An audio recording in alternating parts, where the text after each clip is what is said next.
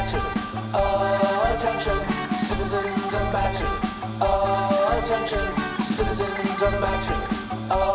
Attention, citizens of matter. Attention.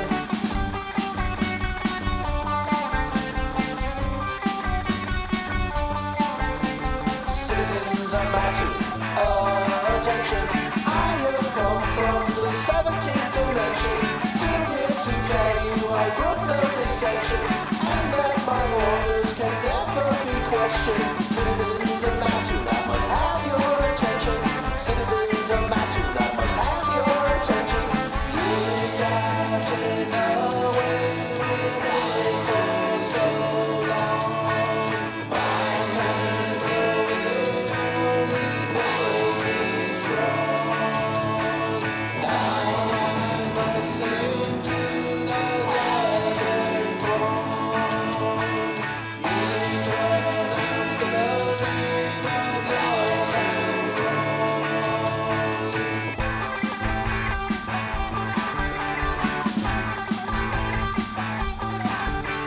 Citizens of matter, attention. Citizens of matter, attention. Citizens of matter, attention. Citizens of matter, attention.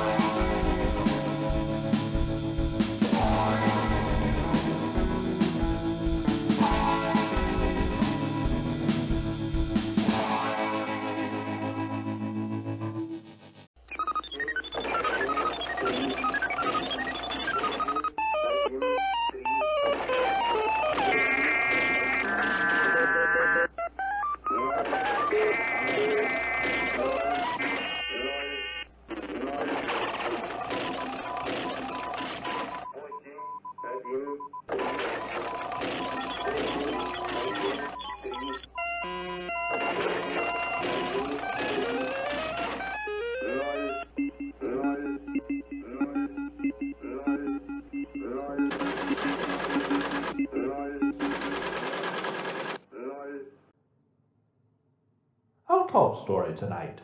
Mirror, mirror on the wall, who's the next Soviet leader to fall? The job everybody wants, but no one really wants to have, is once again up for grabs as a bunch of old white men vie to be the next old white man in charge of the desiccating corpse of the Soviet Union. The great Russian bear, poised to annihilate America at a moment's notice, from the point of view of the useful idiots on both sides. Oh, and look who's Mr. Tryhard suddenly. And Dropoff hasn't even risen from the grave to terrorize the peasants of Kolomna yet. And here's Ronnie swooping in and trying to love bomb the new guy. And he doesn't even know his name yet. Hey girl, I know you probably heard some bad things about me, but I'm not a bad guy. I can treat you right. Well, good luck with that, Gip, because judging from the looks of Konstantin Chernenko, the only way into this man's heart probably involves a lot of physical pain. He looks like he's already working on that shit he's going to be trying to push out 3 hours from now. And imagine being a fly on the wall for this conversation. On the one hand, you've got a man who peaked the moment he shot out of his father's phallus, and on the other hand, a future tyrant trying to decide how many hundreds of thousands of serfs are going to starve to death during the next 5-year plan. Well, let's just see how well the multi-initialed Bush laid down the law to the new Kremlin boss. Oh, just as I thought. Same old, same old. He seemed tired. Even more same old, same old. See you in 1985, Connie. Maybe. You know, sometimes you just have to let your husband know what not to forget the next time you give him his birthday present. Terrific. Let me tell you, there is no such thing as a terrific time to be between 40 and 60, just less painful times. The only good thing about being that old is that you absolutely do not give a fuck about what anybody not that old thinks, says, or does. Presidential candidate Fritz Mondale is polling at the head of the pack, and telling reporters he is beginning to sense a date with destiny. Well, unless Destiny is a stripper at the Golden Banana, he's going to be gravely disappointed. Singer Paul Anka, his wife, and their 5 daughters are featured in this week's Parade magazine, describing how he keeps his home life in shipshape. Among the things I learned are he provides for his family, The guys get shirts. he expects to be treated with respect, Don't make a fucking maniac out of me. he expects rapid response, Now, guys, I'm giving you all 1 week to get this together. Okay? I'm giving you 1 week. I'm giving everybody 1 week. Everybody's got 1 week to do it right. everyone needs to be a team player. Do you understand? We're not going to be as strong as our weakest link. You may not like it, but That's just the fucking way it is. he expects high performance, And I am telling you, you guys are on thin ice. All right? I'm telling you right now. and whatever you do, don't underestimate him. And when I fucking move, I slice like a fucking hammer. You've seen it, and I'll do it again. The key to a good home life is scheduling.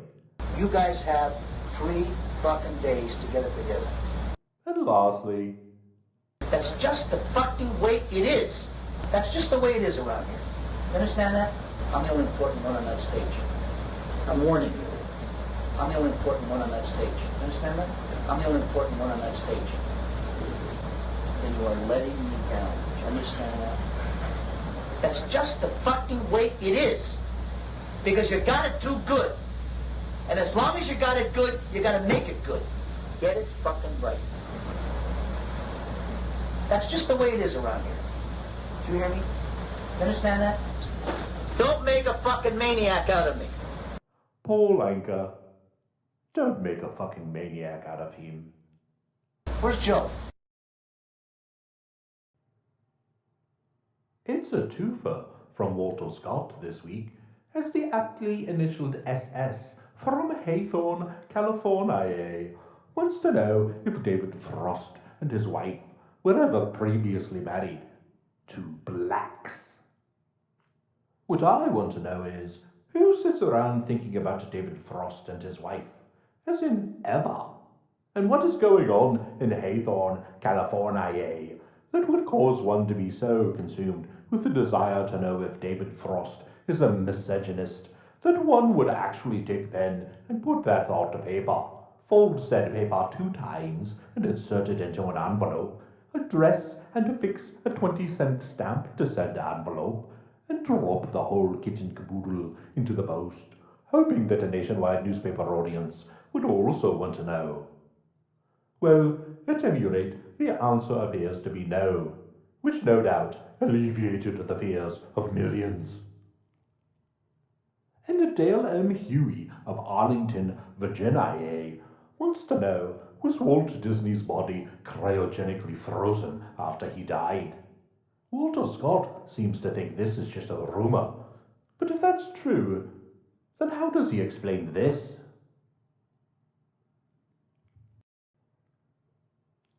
Lebanese President Amin Gemayel is suddenly open to a deal with his foes. It's amazing what being abandoned by the entirety of the Western world and surrounded by a Muslim sect so militant, other Muslim militants are like, man, those guys are kind of weird, can do for your state of mind. Well, US troops are due to be out of the area in a month, so thankfully this problem will cease to exist. Poor Diana Spencer, the people's princess, left all alone in romantic Oslo. Everyone could see the heartache on her royal face, abandoned by the cruel, heartless prince who neglects her needs. Never, oh shit, she's up the duff. Good show, Chuck. I'm sure we all remember the Daily Mirror's definitive statement on the royal uterus back in January, but that isn't going to stop them from making even more predictions. According to TV astrologist Russell Grant, who predicted Prince William's birth, but so far has not been able to predict the proper time to finish eating dinner, the child will be a girl, or maybe a boy. or possibly even twins. Names could be Victoria, Mary, Elizabeth, Francis, or perhaps George, Albert, Arthur, or James. Names which coincidentally are in the top 10 of all names given to children in the UK. Zodiac charts indicate the child may be house-proud, even-tempered, loving the arts, music and writing, great at business, sometimes liking to be alone, intelligent, realistic, exacting, sometimes sensitive, gentle, sophisticated, a little bit calculating, graceful and cool, balanced, beautiful, good at entertaining, and liking antiques and the finer things in life. Have you got all that? I predict the child will be a ginger twat, possibly sired by a bodyguard, led around by the nose by his wife's mocha chocolata yaya, forced to deal with centuries of at best paternalistic racism and at worst Rupert Murdochian racism, yet at the same time so privileged and annoying that it's hard to feel sorry for him. But what the hell do I know? Speaking of the heir and the spare, it's a great time for blonde white women with feathered hair and a certain sterile anodyne beauty.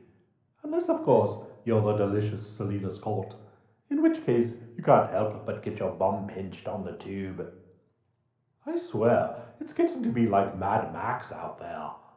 When I was younger, every girl tried to look like Veronica Lake, but no one had the nerve to touch the buttocks, except Andre de Toth, that one-eyed lech. From the white elephant whale on the beach nobody's talking about department comes news that Mar-a-Lago, the failed winter White House so shitty even Richard Nixon wouldn't piss there, is about to be purchased by Boca Raton developers William Frederick and Thomas Moyer. The Palm Beach money pit, so financially disastrous even the US government wouldn't maintain it, is expected to go for $14.5 million. Really? That's all? Look at all that shit. It's got to be worth at least, I don't know, $739 million. Even more than Buckingham Palace. Poor Harold Reynolds. It seems he is acting out the living hell that is his domestic life in his editorial headlines again this week. In a headline I never thought I'd say, good news from Sarajevo, as congratulations are in order to siblings Kitty and Peter Carruthers for winning America's first medal, a silver, in free skating. Well, listen, I know it was only a silver, but that seems a little harsh. I'm as patriotic as the next person, but nobody likes a bad sport. Former hee-haw honey Linda Thompson Jenner, who was almost lucky enough to be the woman who found Elvis on the toilet, says her husband Bruce Jenner is much easier to live with. Bruce, she says, is a normal, down-to-earth person, and even though women are certainly available to him, he's not a runaround. He doesn't opt to be a cheater. He may not be interested in other women, but somehow I have a feeling he's more interested in women than you would think. Good news for all concerned is it appears the US government doesn't think the 1,700 pounds of missing uranium was stolen and was definitely not taken from the trailer on the back of my parents' property to a more secure location.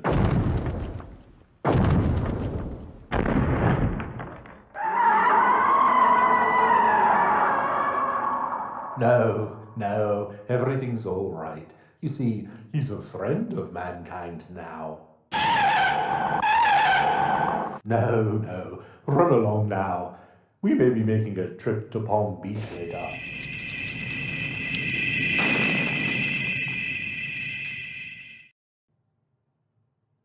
Alchemists nationwide can now rejoice, as the Sarajevo drought finally ended on Tuesday, with US skier Debbie Armstrong showing everyone that there's gold in them thar hills. Indeed. I can't wait to tune in to her performance in the motorboat competition. Have you seen this Wendy's commercial with the Where's the Beef lady? Where's the beef? Some hamburger places give you a lot less beef on a lot of bun. Where's the beef? I don't know what it is about Clara Pella, but if she's looking for beef, I can be her Cargill meat solution.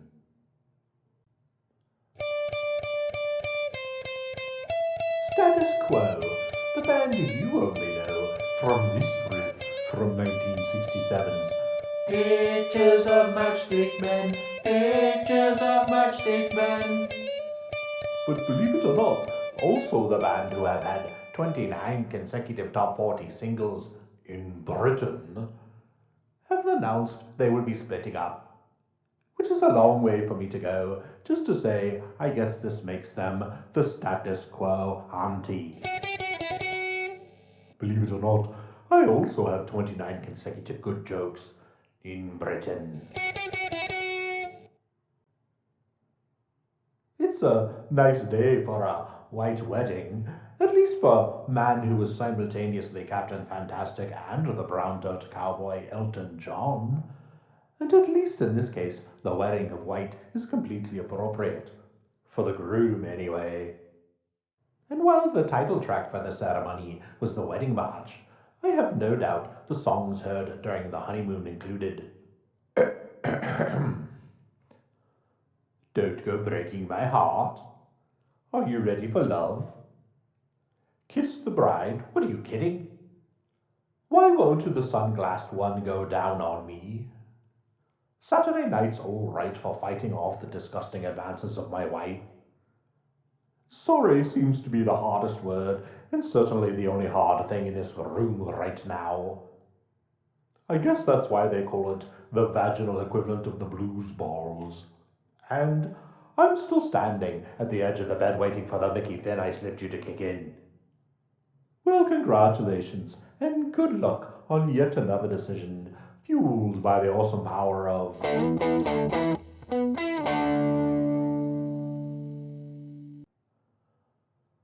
Tonight's show is brought to you by Neil Tire and Battery, with 3 locations in the Mattoon, Charleston area, offering 90 days, same as cash financing. 20% off selected batteries, front disc brakes only $49.88, and multi-mile fiberglass all-season radial tires, now just $24.69. Like Jerry Reed says, deal with Neil. Yes, Jerry, I'm trying to deal with Neil, but all I see are Gary, Dewey, and Gino. If you don't mind, I'd like to speak with Neil. Am I going to have to call Burt Reynolds? You know I'm having lunch with Dom DeLuise this Thursday.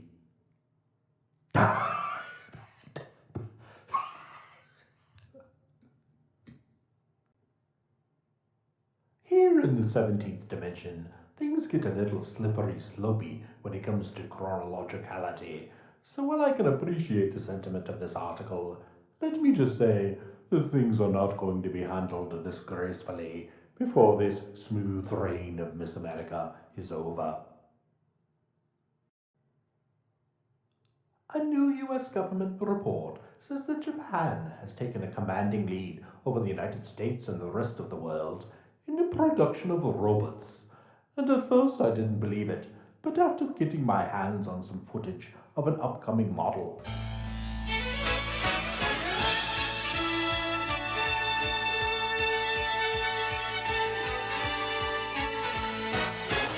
we're fucked.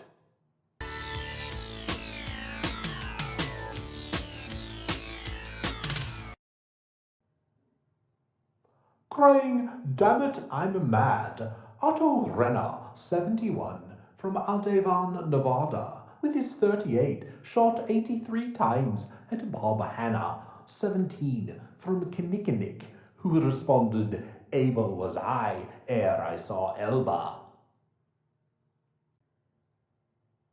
Scientists analyzing data from the Pioneer space probe have announced the discovery of a powerful eruption on Venus, but somehow missed the colossal eruption from Uranus when I had the half slab of barbecue ribs at Hoot's house on Tuesday. Downstairs special indeed. Wait a minute. I should have said my anus. But then this wouldn't have made any sense. This is harder than it looks, folks. I've been staring at this headline for an hour, and I can't tell if Congressman Dan Crane voted for helping handicapped babies or for making more of them. You can't fool me, OCAR Building and Loan Association. Instead of investigating an IRA, I'm going to investigate the idiots who don't think I can't tell that Freddie Finance is actually Matt Toon. You people deserve me. A white living in a mansion? You don't say.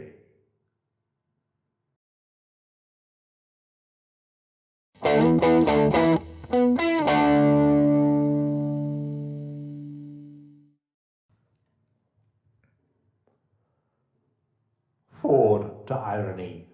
Drop dead. Oh dear, sounds like it was a real Sophie's Choice in St. Louis on Tuesday night. Oak Ridge Boys generate little enthusiasm is a brutal headline, but I don't think I've ever heard so faint praise damning a phrase as Three Dog Night good as ever. It's okay, baby. I still enjoyed it. The important thing is, you tried. Steve Schulte, a gay activist running for a council seat in Los Angeles, fears that recently resurfaced nude modeling photos made when he was younger could hinder his chances during the upcoming election. I guess he's worried about coming up a little short at the polls. I ran across this shocking graphic, which claims that at the current rate, the public debt of the United States will reach $2 trillion by the year 1986. $2 trillion? That's double what it was at the beginning of Reagan's term. How can this country be that irresponsible? Why, at this rate, in 40 years, the debt will be. Hold on. $9.6 trillion. How will the people of the year 2024 be able to function with a crushing debt of nearly $10 trillion? It's monstrous. There isn't even that much money in the world, is there? Talk about headlines I never even imagined in my mind.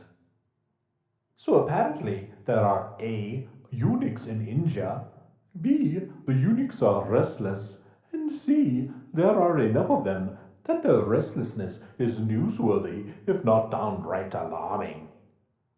Well, whatever their problems are, I suggest to the government of India, nip this in the bud before the other ball drops and they find out they've bit off more than they can chew. This portion of the news is brought to you by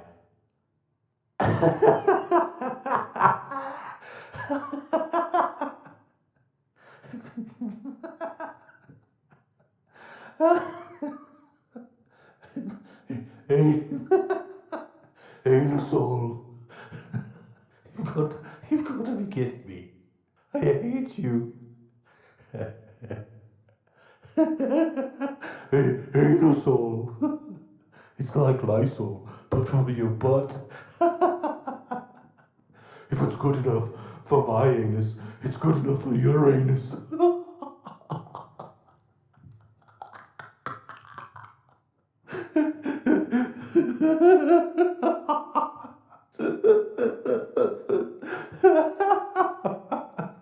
Oh God, shoot me now.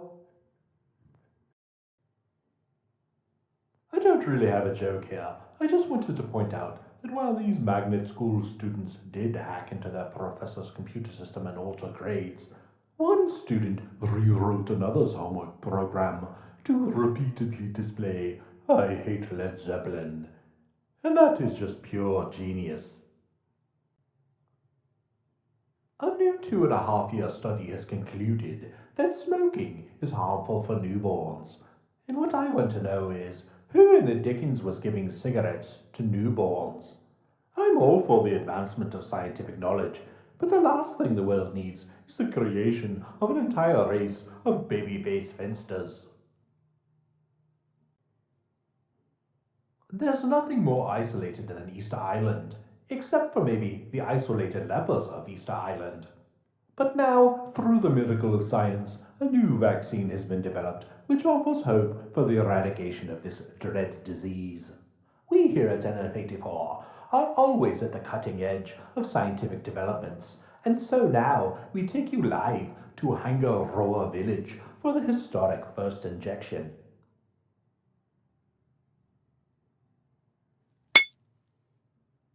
Well, back to the drawing board.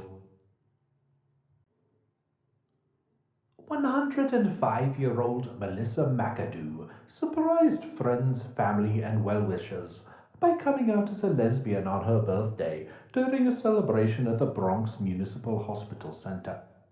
Wait, no. I'm being told her coming out was only in regards to being discharged from the hospital. Well, fuck her then. She's probably a TERF anyway. After years of declining sales, Steak and Shake has announced the company will be reorganizing, and I can't say I'm particularly thrilled about its new direction.